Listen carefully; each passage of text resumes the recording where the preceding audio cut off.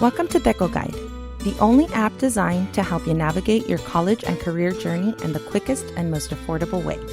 This podcast is brought to you by EdTechWity, dedicated to opening doors to higher education and career opportunities for all. What's up, everyone? This is Professor G, and today I have Robbie from Tyker Construction. Now, those of you who don't know about Tyker, Tyker is one of the oldest construction companies headquartered in California. I think they're like 130-something years old, but I'm going to let Robbie tell us about his company, and then we're going to talk about exactly how you can one day earn the skills, the training necessary to land a position in companies like Tyker. So, Robbie, why don't you tell us a little bit about the Tyker Construction Company, and then we'll jump right into this interview. Love it. Yeah. Well, thanks for having me. So Tyker is the only thing I'd correct. It's the oldest construction company still active in California. So Tyker is contractor's license number 8, been around since 1887, so 138 years old. There's 5 active contractors in the top 100. So it's us, Granite Rock, Griffith, Granite, and Swinnerton.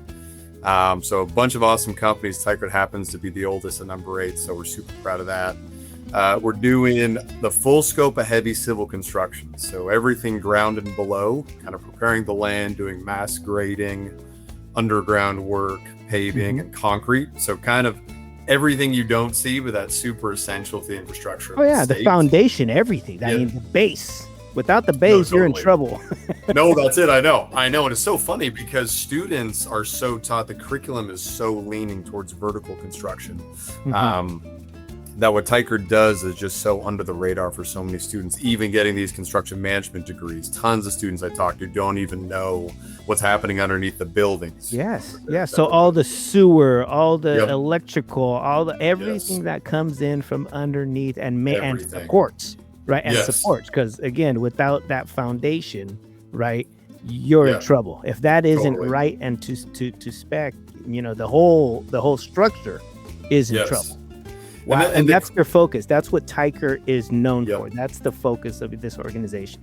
Yeah, exactly. It's a fully vertically integrated company, so we supply all of our own materials. So if you're out here in Sacramento, you probably see out here we have the Perkins plant that's been around since 1963.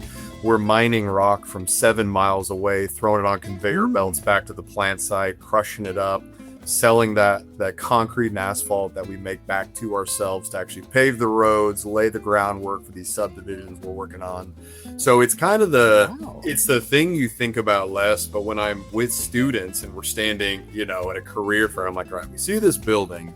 This is obviously what's visible, but right underneath us is water, stormwater, sewage, gas, utilities, whatever. And so someone had to level the land, throw in the utilities, pave over with concrete, for this building or for asphalt on the roads, and then we got to build on top of it. So an unbelievably essential part of the construction business that not as many people are aware of. Wow. I mean, I wasn't aware that that's what you guys specialize in. I'm still shocked, the importance of that is the most important, right? It's the start. Foundation. It's the foundation. Yeah, I know. And it's like the less sexy stuff. I went to school for civil engineering, and you're always thinking about, I want to build a bridge, I want to build a building. You want to drive the kids by one day and say, oh, look what I built. But it's really cool what we do, because Tyker self-performs 95% of the work. So we have all of our own, we're signatory to the local laborers, the operating engineers, teamsters, cement masons. So when you work at Tyker, instead of maybe managing a bunch of subcontractors like you would for a large vertical GC, you're pretty much just working with Tyker. So a lot of kids get into construction because they're like, I don't want to be behind a desk all day. I want to be out in the work, seeing what I'm building. I want the big equipment. We got the scrapers and the dozers. So instead of kind of managing the construction process from afar, at Tyker, you get to be out in the field every day, working with the foreman, the superintendent, seeing the work be built every day. Most of them are Tyker employees.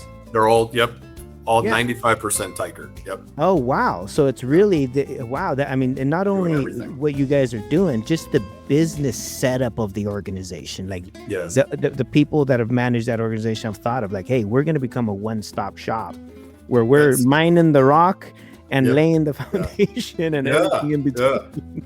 No, that's a great point. That's a competitive advantage. It's called vertical integration, where basically everything's happening under the Tyker umbrella. So we're mining the rock, we're actually managing the work, we're performing the work, even to the extent of we have these materials plants that you take about 10 to 20 years to actually get a permit to dig out here in California.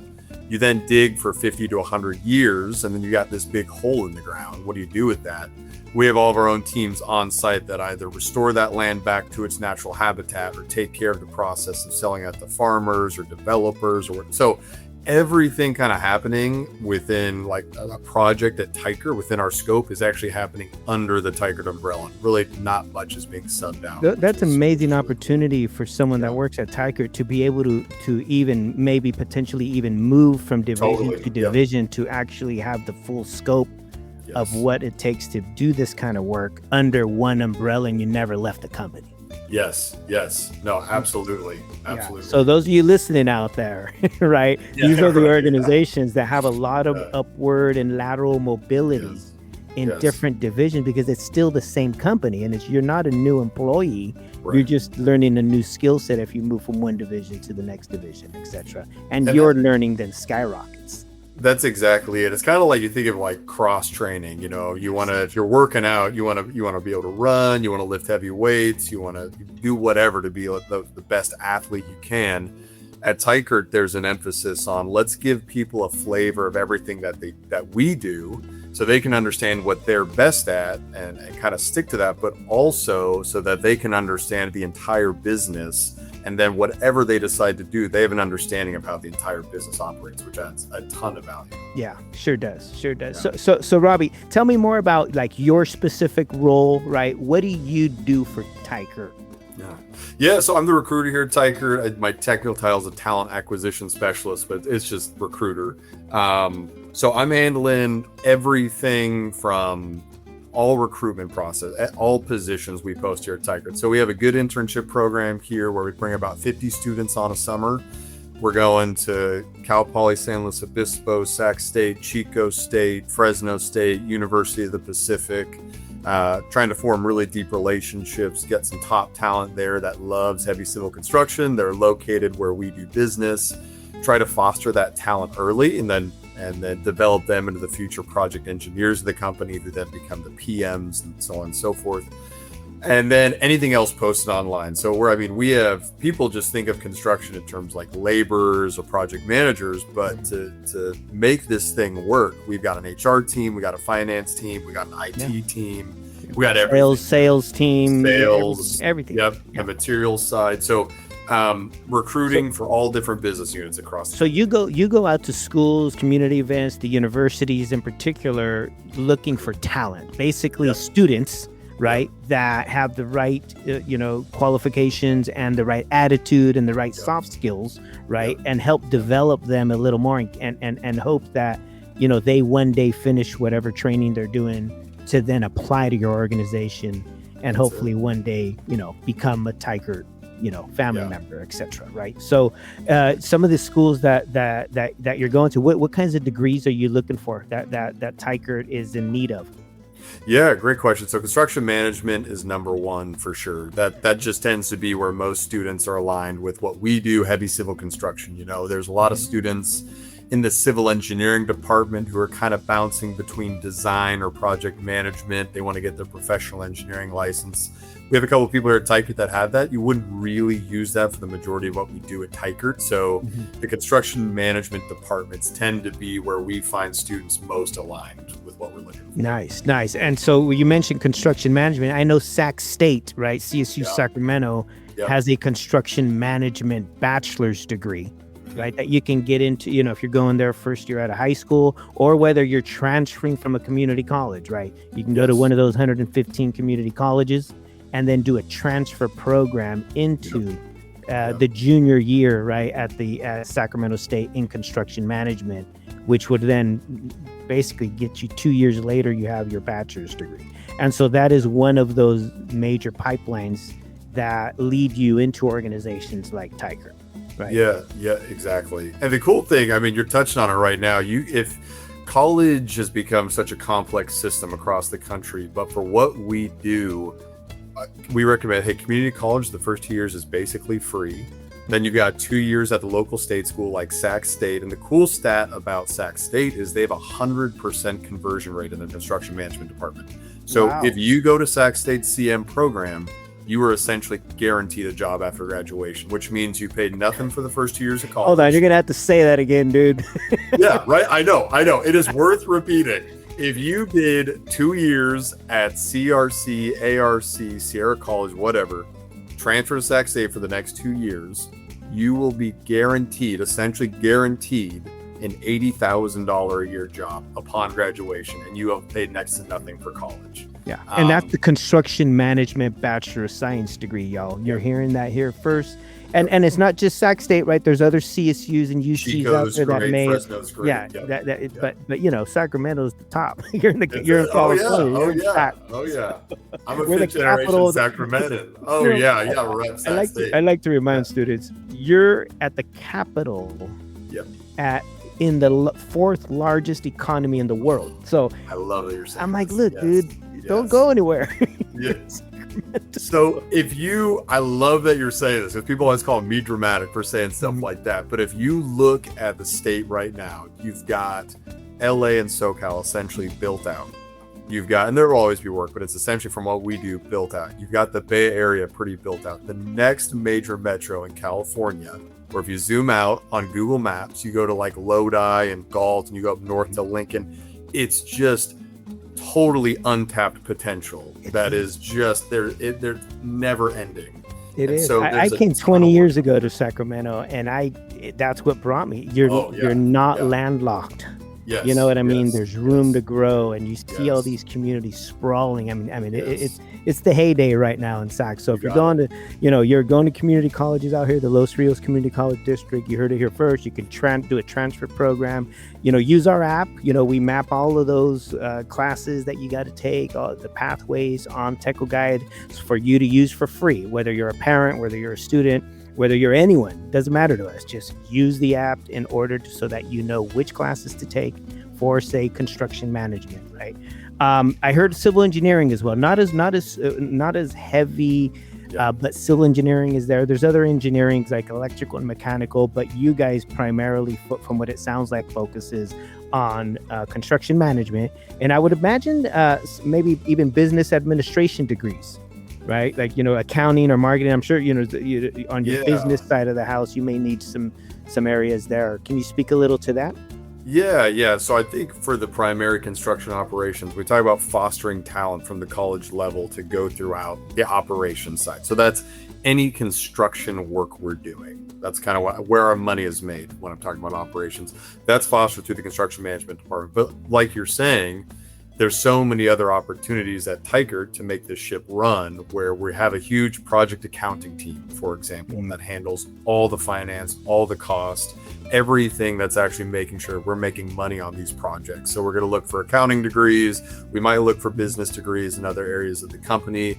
I mean, construction's so cool that people graduate with history degrees, and they graduate, they're like, man, I need something where there's job stability and opportunity. Even people there make the transition to construction. So construction is so much more about humility, communication, grit, social awareness, your desire to grow, so much more so than probably what you learn on a technical level. And so we see people from all across the map with all different degrees come to construction and thrive. Wow. Now, can you speak, what about, we have certifications, right, that are not the bachelor's degrees. Are there certain certifications that, in your industry that are kind of top on the list? Yeah, so we probably don't look as much as certifications as some other people do. I think CM is interesting. We're kind of coming into this new generation where to be in construction, you're really looking for that CM degree, but so much of leadership is still employees who came up, from the field as laborers, foremen, superintendents. They never got a degree. And so there's tons of different thoughts. Do you need a certification? Do you need a degree to get great at construction? And so the degrees seem to be the consensus right now that is where we're looking. Certifications haven't been something we look at as much, but I know UC Davis has, I think, a 1-year certification process. Definitely better than nothing. Right. I've heard of a project management, PMP, right. Yes, those kinds of things. What about apprenticeship programs? Yeah, so that's a completely different kind of side of the house than probably what I would handle personally, but the apprenticeship programs are great to kind of feed the union halls to then feed the labor side. So the laborers, operating engineers, cement masons do great work with those apprenticeship programs to get the right talent there. And then the union hall dispatches those people to us. Got it. Makes sense. Totally makes sense. So if I was a student, whether I'm at the Los Rios district thinking about transferring to, construction management, or I'm already in construction management at the university, what would you recommend is like the first step that I would do to start looking at a potential career with Tyker? Yeah, great question. The cool thing about construction management that I'll say, and this is Tyker and beyond, they are so good at bringing industry to students. They give so many opportunities where industry is just at your doorstep. Like at Sac State, there's SHMEF, there's CMSA. We have this big competition in Reno where we coach like a heavy civil team. There's over 100 schools, over 100 companies. They do all these info sessions. They're literally bringing industries right to you, which is why I think construction management is such an awesome program as well. I think the first thing that you could do is take advantage of those opportunities. I mean, you can lead a horse to water, but you can't force them to drink is kind of the thing. But these programs are literally doing everything they can to get industry in front of you. So I would say attend every info session of the companies you're really interested in. Go to every career fair booth, collect all the business cards you possibly can. That's an amazing opportunity. Get out of your comfort zone a little bit, join a competition team. Like I said, the Reno competition at these schools, you've got heavy civil teams, you got project management teams, you got VDC teams, you got concrete teams, mixed use teams, tons of options. I would say get involved in at least one of the local clubs, whether that's SHMEF or CMSA. Those are specifically at Sac State, but there's different clubs like that at every school. You will get out what you put into these programs. And I guarantee you, if you go get involved at some extracurricular level, other than just going to class and going home, you will have job offers. If you get out in front of these employers, you will leave with a job offer if you put yourself out there just a little bit. I'm glad you're saying that, because a lot of times we get into this, mentality that I just got to go to class, go to work, go home. Go to work, go home. And yeah, we all have to do that, right? Everyone that I know went to class, had a job, and then home. Yeah. And when we don't participate in these already scheduled activities, and you're right, the departments of construction management, they'll bring industry to the classroom, right? To campus, so that students are exposed to those professionals. And a lot of times, we don't see the value of it at the time, or we just are a little afraid of the networking, right? Because everyone is afraid of networking. Even I was terrible at networking. Freshly out of college. It's awkward, hard. Weird. And you're not really asking for it, you're just meeting people. And so you're letting people get to know you. And people remember you, right? And you're not just a name on a piece of paper now. So you really want to get out there whenever, and if you're not hearing what's out there, I want you to go visit your construction management department office, your department chair's office at your college or university, wherever you're at, and just ask a list. Hey, when is the next career fair? Right? Ask the person there, the people that are there. Join a club, like you said. That is critically important. Join a club of your peers that have similar interests, right? Some of them are going to be construction management majors. Some of them are going to be potentially, civil engineering majors. It doesn't matter. Get to know them. Talk to them. You'll build some great friends, lifelong friends, because you're going into the same industries, and you'll share resources. Right? Yes, totally. Referrals, etc. Go ahead. It's shocking. I give a shout out to a guy by the name of Henry Meyer. He's been at Swinnerton for a long time, and he runs his class CM10, where literally the whole purpose of the class is to bring in a representative from a different company for both semesters. So I've got to go speak there for the last 4 years, and this might be a testament to maybe the bad info session I might be giving, but I never cease to be amazed at saying, hey, here's my email. I'm the only one who hires here. I'm the only person, Tyker, you need to know. I can get your resume in the right place. We are hiring interns right now. All you have to do is send your resume to that email. And I've never ceased to be amazed at how few you get, how few, me, right? Yeah.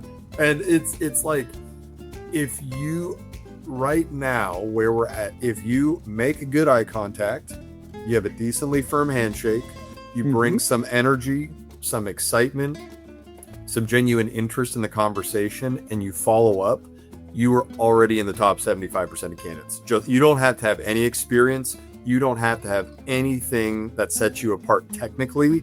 Those things by themselves will set you apart immediately from the other 75%. And I'm so glad you said that, because those of you that are listening, it's the soft skills. By far. That's what you just said. It rifled off half, 50%, 60% of the soft skills, right? And it's this thing that we have to do. It's the theater, right? It's your energy. It's your willing to learn. It's your willing to watch and listen, right? Return the freaking email. Make the phone call. All those soft they're little things, but they matter, and they matter a lot. I can't, I have the same experience whenever we offer internships and stuff like that. I'll say, send me an email. I get one. It's crazy. It's not, and going back, I remember maybe at that age, I was like, this isn't really going to make a difference, but I promise you it does. And those kids never cease to be amazed when I see them at the career fair, and I remember the ones that reached out to me. And I think, to touch on the soft skills really quick, I'll tell you the 3 things we look for beyond any technical capability, especially at the college level when you're first starting out. There's this great book by Patrick Lencioni called The Ideal Team Player. Changed the way that I look at talent and evaluate talent, and been working on the model kind of for trying to implement the model for the last 7-8 years of my recruitment career. And the 3 things, the first thing that is paramount is humility. And people immediately think, I would love to say I'm humble, but I don't want to be too cocky. It's like, those are completely different things. Humility is not thinking less of yourself. It's thinking of yourself less often. And so when we look at these students who come in with this humility, where they're more focused on team success than their own success, they want others to shine first before they get any recognition at all. Those are like, that in and of itself is like, I want to work with that person. Absolutely. The other thing that we look for is grit. So, so many of the students we're talking to nowadays are first generation college students. Mom or dad had this construction company they grew up with. They wanted to be around construction in some capacity, but probably someone in the family said, go get your degree. My back is going out. Trust me, you're going to be glad you have that. And so they're taking that next leap for the family. But that work ethic that they acquired over the first 18 years of their life is very easy to see and recognizable. That's an awesome quality a lot of those first generation students have. And you don't need that to have a great work ethic, obviously, but that's something we've been seeing more of. That's something that we really look for. And then the other thing we would say is emotional intelligence. So, and it's really kind of social awareness. Like, do you pick up little social cues in the room? Do you know what to say, how to say it, and when to say it? Do you understand how your words and actions affect those around you? Can you read the temperature of a room? And the reason we love the state schools like Sac State so much is a lot of these students were not overly academic and do have great social aptitude. And that is a huge part of construction, where you need to be able to go out and communicate with a foreman. I don't care how smart you are. If you can't go talk to a foreman, you're not of any value to any construction company. You need to be able to talk to the supers and then take that field knowledge back to the estimating team and communicate it to them, and then actually put the plan to work. So if you don't have that social ability and aptitude, it's not going to work. So the humility, grit, and emotional intelligence are the 3 things before we even look at technical aptitude. Those are three things we look for. Man, I'm liking you more and more the more we talk. Oh, good. Why? Man, you had me when you said grit and first gen. Yeah. Right. Yeah. You had me there. I'm like, wow, that is so critical for people to see, right? Especially employers. That when your parents don't have those degrees and you're the first to kind of attempt this, you're going to put yourself through rigor trying to get that degree. right? And just getting that degree, being first gen, yes, that's already grit times 1,000, right? And then navigating the family dynamics, navigating the social dynamics at home, and the university dynamics. You're so right. You've been taught to work hard, right? And figure out problems. Problem solve. When there is no money, what do you do? Yeah, I know. It's a different level of urgency that, you know, when I growing up, I was just expected you're just going to go to college and that's the thing. You graduate and you're like, all right, but there's a different level of pride and urgency that and like I said, that grit, because a lot of those students too, like you were alluding to, they're not just taking 18 to 22 units a semester. They are also working full time still. They're literally, the students I talked to in these info sessions, they just got back from pouring concrete for 4 hours. They're going to class, then they're going back to work. That's right. It's just a different level. Or they have 2 jobs, right? And then they have a weekend hustle. Yes. You got to make the money to pay for the school. And it's inherently already there. Yes. And then the humility, right? And then the emotional intelligence. And that's something that even I myself had to learn that even existed, right? Because as a first gen myself, right, you might be first gen out there thinking, what is emotional intelligence? Like, I don't know what the hell that is. What's EQ, right? Yeah, you have to learn about it. You have to understand that it exists first. And then how are your skills, right, applied to EQ? So, you know, if you don't know what EQ is, emotional intelligence, you know, we want to make sure that you understand. Let's first do some research. Identify what that is, what the aspects of EQ are, and how do you apply EQ. You're already doing it for the most part, but once you know it actually exists and there's ways to improve your EQ and to raise it, then you're even more effective. So those 3 tips are probably the 3 most amazing tips I've heard from a recruiter, from an employer, someone who's looking for people. So thank you very much for breaking it down awesome. in that way. And so, what are your parting tips, right? I'm a youngster. I'm probably first gen. I'm thinking about, you know what, is this pathway right for me? And maybe my family, maybe they do construction at the labor level, right? Whether it's a mechanic, a framer, you know, those kinds of people in my family. But I'm not first to really consider that bachelor's degree in construction management. What are some of your tips for someone like that, especially when things get tough? Because it's not a super easy degree here. This is one of those degrees that requires a lot of some business concepts and then some engineering concepts, and it mashes them together because that's what you're doing. You're doing business and construction. So what are some of your parting tips for someone like that? Yeah, that's a good question. I mean, I think the best advice I could ever give to a student, to anyone really, is wherever you're at, go all in. That's all you can do. If you're at school, be there and just go all in. Join the clubs, get super involved on campus, get to know the professors, go shake people's hands, go land that internship, kick ass at that internship. Everywhere you go, you're going to start developing a reputation that wherever you are, you go all in. You're fully present. You're fully engaged. You're consistently getting 1% better wherever you're at. And over time, you'll see the effects of that and the results. This is a really small industry.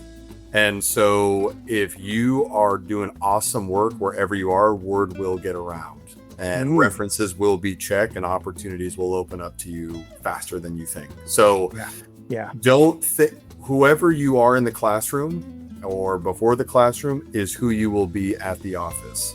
And so make sure that no matter where you are, you're going all in, and those effects will carry over wherever you go. Great advice, Robbie. You know, I want to say thank you very much for your time, knowledge, and influence. And again, though you're listening out there, hit up those career fairs, hit up those presentations that are on campuses. You may run into Robbie or someone from his team, right? And pick up a business card and contact them. Start making those initial conversations happen about internship possibilities, about part-time work possibilities, or anything they may have, a competition, right, that they are involved in order for you to really begin refining not only those technical skills, but also those soft skills, right? Because we all can improve on both of those types of skills. And Robbie and Tyker Construction are there to help when you're ready. Yeah. Thank you very much again, Robbie. Until next time. Thank you. Thank you for tuning into Teco Guide, the app focused on bringing you tools and content to help you make better decisions about school, life, and career. We hope this episode has inspired you to pursue and excel in your own educational and career journey. Don't forget to subscribe, follow, and share.